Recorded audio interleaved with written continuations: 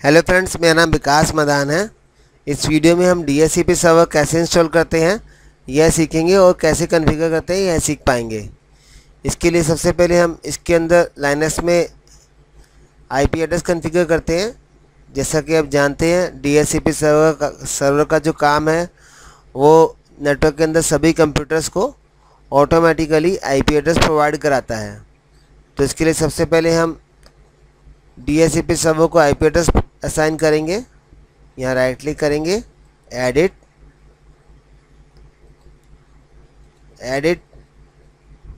और यहाँ पे IP version 4 manual address add करेंगे। यहाँ पे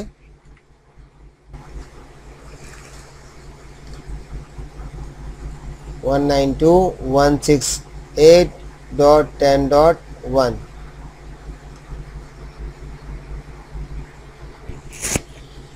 अप्लाई कर देंगे। और सेकंड स्टेप में हम इसका पैकेज लोड करेंगे। पैकेज इंस्टॉल करने के लिए हमें रेड की DVD में जाना होगा, जो मैंने MNT फोल्डर में माउंट की हुई है, जो कि रूट पर है। और पैकेजेस, यहाँ पे पैकेजेस में P कैपिटल होगा। यहाँ पर हम कमांड चलाएंगे RPM स्पेस -IH DHCP। आप टैब प्रेस कर सकते हैं।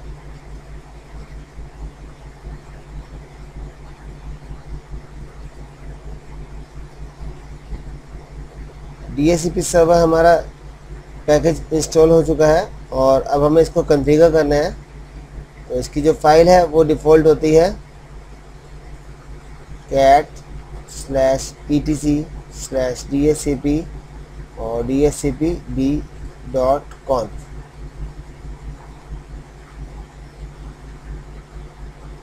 अब इसमें देखिए, इसमें दो तरह के लिए हेल्प सपोर्ट दी हुई है। एक है हम इस फाइल को ओपन कर लें और या फिर हम ये कमांड रन करें। तो हम क्या करेंगे, हम इस फाइल को, जो कि dhcp-conf की सैम्पल फाइल है जिसका नाम है dhcpd.conf.sample, इसको हम कॉपी कर लेते हैं पूरे पाथ को और इसको पेस्ट कर देते हैं। यहाँ कमांड है cp स्पेस -b। जो अभी मैंने ये पाथ पूरा कॉपी किया है, ये दोबारा मैं करता हूँ, राइट क्लिक करा, कॉपी, और यहाँ पर हम इसको पेस्ट कर देंगे। इसके बाद हम जो नेक्स्ट कमांड है, इसके आगे मैंने स्पेस दे दिया है यहाँ पे।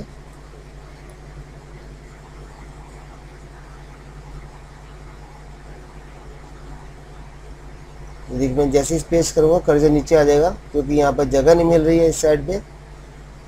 तो कमांड चलाएंगे /etc/dhcp.conf। इस कमांड का पर्पज़ ये है कि मैं इस पर्टिकुलर dhcp.conf.sample को dhcpd.conf से कॉपी कर दूंगा। ओवरराइट के लिए बोल रहा है, हम यहाँ पर यस कर देंगे। और DHCP एड्रेस कॉन्फ़िगर करने के लिए हम सबसे पहले यहाँ पर एडिट करेंगे इस फाइल को और चेंजेस करेंगे इसमें।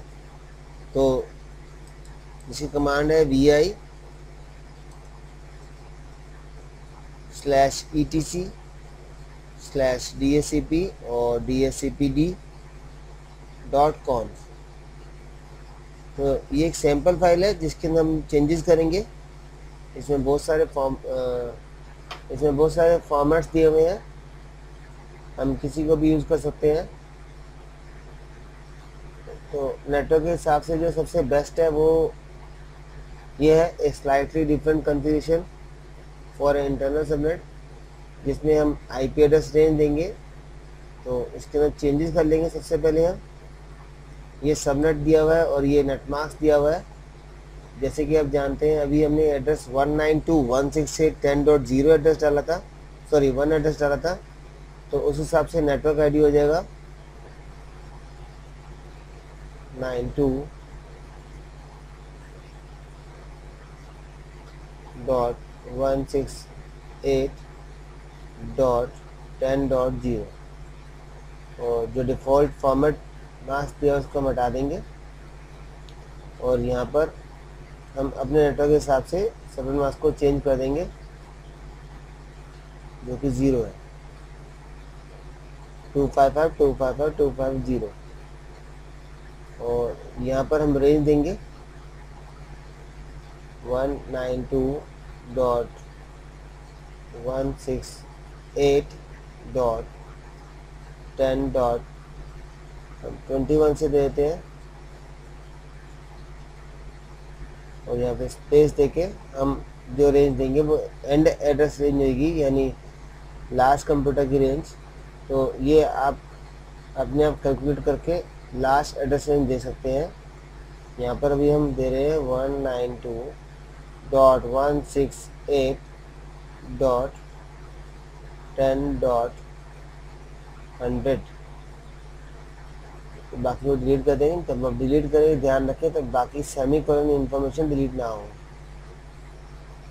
इसके बाद यहाँ पर आप सर्वर एड्रेस दे देंगे, डीएनएस सर्वर एड्रेस 192.168.10. मान लीजिए हमारा जो एड्रेस है वो है डीएनएस का 5, तो हम यहाँ 5 दे देंगे और यहाँ पे डीएनएस नेम यानी आपके नेटवर्क का computer name, DNS domain name. Normally अगर आप एक्टिव डायरेक्टरी एनवायरनमेंट यूज़ कर रहे हो यानी डोमेन एनवायरनमेंट यूज़ कर रहे हो तो जिस सिस्टम में एक्टिव डायरेक्टरी लोड होती है उसी में डीएनएस भी होता है, तो आप उसका एड्रेस दे देंगे 192.168.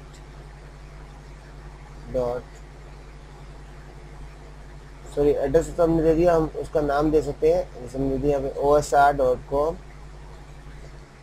और यहाँ पर नीचे आप डिफ़ॉल्ट राउटर का एड्रेस आएगा यानी डिफ़ॉल्ट गेटवे का एड्रेस।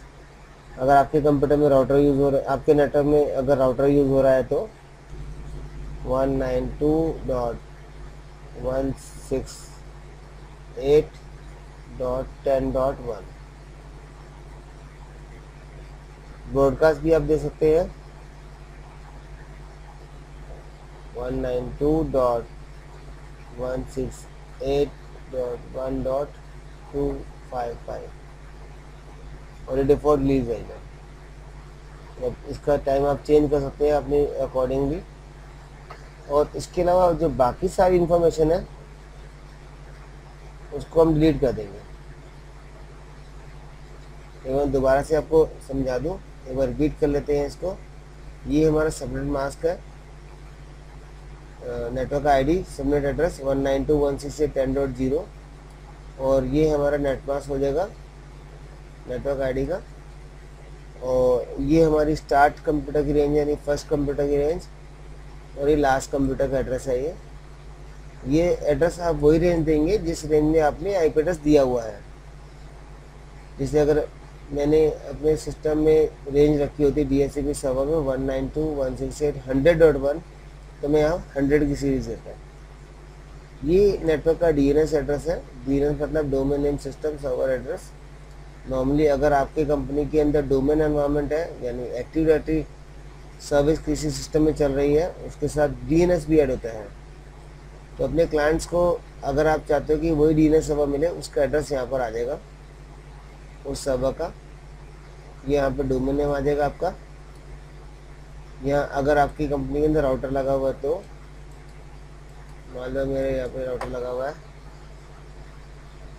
मेरा एड्रेस है 10 और ये ब्रॉडकास्ट एड्रेस है। लीज पीरियड यानी कितनी देर तक ये चलेगा, ये सेकंड्स में होता है। अब इसको बढ़ा सकते हैं। अब इसके बाद जो हमें नेक्स्ट वर्क करना है, ये सभी इंफॉर्मेशन है इसको डिलीट करना है। तो इसके लिए सिंपल सी कमांड है, बहुत ज़्यादा आसान सी। आप सबसे पहले एस्केप प्रेस करेंगे और dd 2 बार प्रेस करेंगे, स्मॉल d। जब आप लाइन डिलीट कर रहे हो तो ये ध्यान रखें कि जो आपकी फाइल है, जो जिसमें हमने चेंजेस करे हैं फॉर्मेट, ये ख़राब ना हो।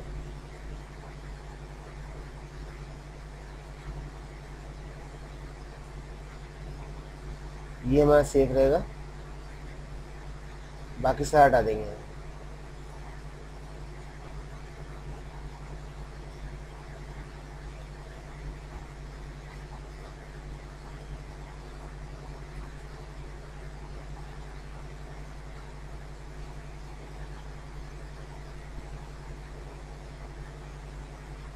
तो मैंने सब डिलीट कर दिया, उसको सेव कर लूँगा फाइल को, एस्केप शिफ्ट कॉलन WQ और एक्सक्लेमेटरी साइन। इसका नेक्स्ट कमांड है हमारी सर्विस स्टार्ट करने की, service DSCP start, sorry command है सर्विस DSCPD स्टार्ट। अगर ये ओके आता है तो इसका मतलब आपकी फ़ाइल प्रॉपर कॉन्फ़िगर हो चुकी है। अब हमारा DSCP सर्वर इंस्टॉल हो चुका है और हमें क्लाइंट के अंदर ऑटोमेटिकली IP एड्रेस प्रोवाइड करना है, जो कि विंडोज 7 है। चलिए अब विंडोज 7 के सिस्टम में चलते हैं। ये हमारा विंडोज़ का सिस्टम है और इसके लिए हम यहाँ नेटवर्क पर राइट क्लिक करेंगे, क्योंकि हमें IP एड्रेस ऑटोमेटिकली ऑब्टेन करना है। प्रॉपर्टीज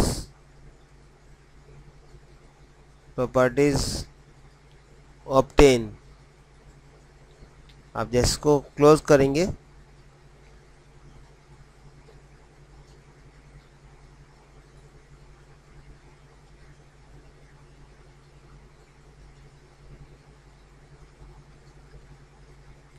देखिए अब एड्रेस असाइन हो चुका होगा। यहाँ डबल क्लिक करेंगे डिटेल, ये देखिए 192.168.10.21 से हमने रेंज स्टार्ट की थी। ये टाइम दिखा रहा है अभी का, और IP वर्जन 4 का डिफ़ॉल्ट गेटवे जो हमने डाला था, ये DSCP सर्वर जो हमारा एड्रेस है, और ये DNS का एड्रेस। तो इस प्रकार हमने सीखा कि हम लाइनक्स के अंदर DSCP सर्वर को कैसे कॉन्फ़िगर करते हैं और क्लाइंट में कैसे ऑब्टेन IP एड्रेस करते हैं। अगर यह वीडियो आपको यूज़फुल लगा हो तो प्लीज़ लाइक करें और सब्सक्राइब करके मेरी लेटेस्ट वीडियो की इन्फॉर्मेशन आप अपने YouTube ID पर रिसीव कर सकते हैं। Thank you.